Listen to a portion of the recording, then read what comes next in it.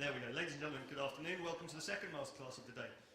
Again, I'm not going to do much in the way of introductions, just call you all to order and hand swiftly over to... Actually, these guys are something of the institution in Cannes.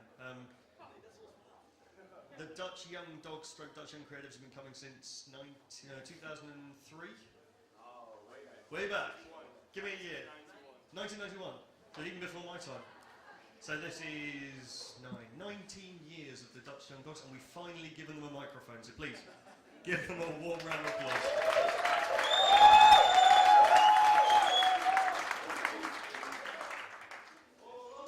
Hello, and welcome to the very first seminar or workshop ever given by the Dutch Young Creatives, also known as the Dutch Young Dogs. My name is Daniel. This is Laureen, this is Joppe, and we are 3 of the 7 board members the Dutch Young Creatives have. They're all here somewhere. In the next 20 minutes we will tell you something about how we in the Netherlands created a platform where all the Dutch Young Creatives can go wild on and can get noticed by exactly the right people and are a bit more cool than all of you. Nice to have you. Here we go. So welcome to you all. Maybe the first question you may have is, why do we want to tell this story to you? Well, you are the future of advertising. You're going to be responsible for this industry in the upcoming years, and you have to win all the awards for the next couple of years. So, and being talented is sure going to do its charm, and thank God you are all talented, otherwise you wouldn't be here sitting in Cannes. But yeah, even if your portfolio is looking great, and again you're going to hopefully make a masterpiece this week in the Young Lions competition, or already did one yesterday. But you need an opportunity to show the big guys what you've got. The only problem is with the big guys, the big agencies. All junior creatives and junior creative teams are nothing more than a small dot on their big agency radar, and it's hard to get noticed. And even if you get noticed by a creative director and you get a nice rendezvous with him to talk about your work, there's a pretty good chance he already forgot your name before you left the building.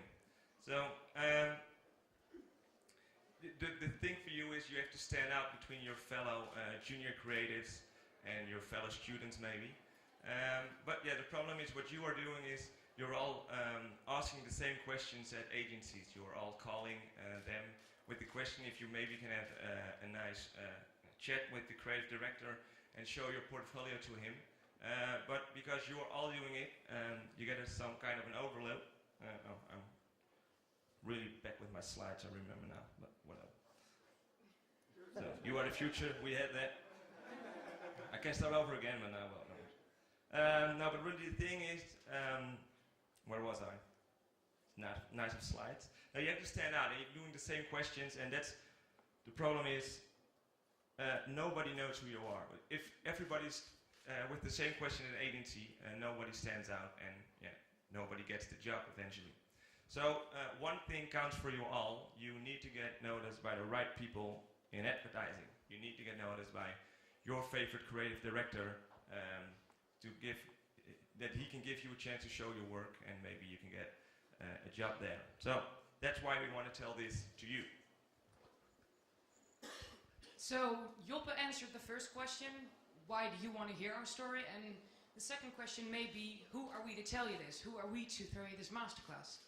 We are the Dutch Young Creatives, as he said, and 19 years ago we faced the exact same problem. We were ambitious, well, our processes were. We were very ambitious, we had a nice portfolio, we wanted to work our asses off, but nobody knew who we were. So we can now say, 19 years later, that we kind of solved it. Because I say kind of solved it because it didn't really solve it, because it's still very hard to get into advertising. But if it ain't hard to get into advertising, it ain't fun to get into advertising. So that's why hear it from us. Am I going too quickly with my very... Yes? Oh yeah, that's us.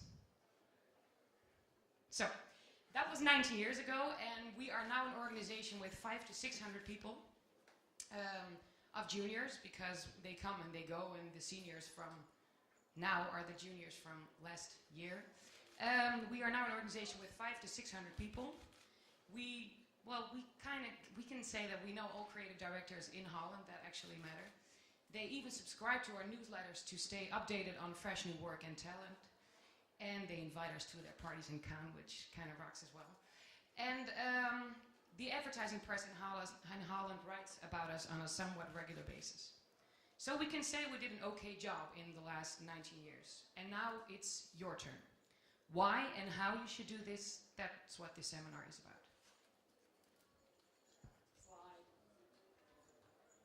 You will do this in this way. You will start a war. This might sound a bit heavy, and it isn't. Don't worry, we did it too, and we're fine. But we really mean it. You start a war and you make it last forever. The thing with wars is, you either win it or you die. Well, dying ain't lots of fun. Well, I never did it before, but I think it's not fun, so you don't want to do it. You start a war with one only reason, that is, you will win it. And if you win it, you'll sure as hell get noticed by some people. Because winning a war is an absolute cracker claim to fame. So you start your own war and you make damn sure that you'll win it. That's the only possible outcome. Then, of course, there's another cool thing about wars. First, we don't want to get you to start a war with killing and bloodshed and all those things. Fighting a war is something you can do without blood and fighting. It's a state of mind, fighting a war. And while you are fighting a war, something else kicks in, and that's called innovation. You can only win a war if you're really, really, really good, and you have to win it, so you make damn sure that you're really, really, really good. So you look at yourself, you look at your strong points, you look at your weak points, you evaluate everything again. You might lose a little battle, but that doesn't mean you will lose the war, so you make damn sure you're really good. Innovation is something that happens in every wartime situation, or every war situation at all. For example, the Russians and the Americans weren't really good friends. They were in a Cold War. Wasn't a shot fired, but it only proves my point that we don't need bloodshed for warfare. But we ended up on the moon, which is pretty cool. And apart from that, the entire innovation thing, the Americans invented the microwave because of this war. They invented the ballpoint because of this war, because they wanted their astronauts to be able to write in zero gravity. The Russians, by the way, just solved that by giving them a pencil, but, well. And there are tons of other examples, like orange juice invented by Napoleon to keep his army healthy, and the jerry can invented by the Jerrys, aka the Germans in the Second World War. So, point made, I hope you will start a war and you make it last forever and you'll win, because if you win it, you have a huge claim to fame. And in order to win it, you have to improve yourself constantly. But what is our war going to be about? Well, we're all here in Cannes. You're all advertising juniors or students or not juniors at all. But it's pretty safe to say, I think, that our war is going to be about who is the best in advertising.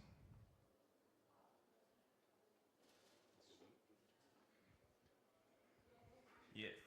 Put the next slide on, please. Yeah, so the next question we're going to have is, yeah, we've got ourselves a war about advertising. That's great, but who are we going to fight? Well, like in every war, it isn't that smart thing to do to fight somebody who's twice your size. Yeah, of course, you probably will lose. And for example, yeah, it's not good to be a junior creative and go to one senior and battle it out. You probably lose. It will be sure loss, I think. It's not really motivating. It's more demotivating, as it said. But yeah, you're not going to be noticed because the fight's going to be over before you did your first doodle or anything. So the other option is you're going to fight somebody who's twice as small as you. For example, your little brother or sister. And in the advertising world, you can start to fight somebody who has just had his first lesson to concept of everything. So that's not really motivating you as well. And what Daniel said is not going to make you in a spot where you really be innovating yourself and come up with your best self. So that's not really the best thing to do. So, and as we said in the title of the seminar, the best thing you can do is find your fellow junior creatives or fellow students. And the best thing you can do is fight somebody who's just a little bit better than you are.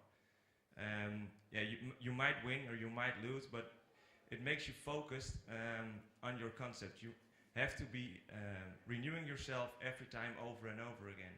You have to come up with those new creative ideas that maybe at the end can win a lion here at the festival.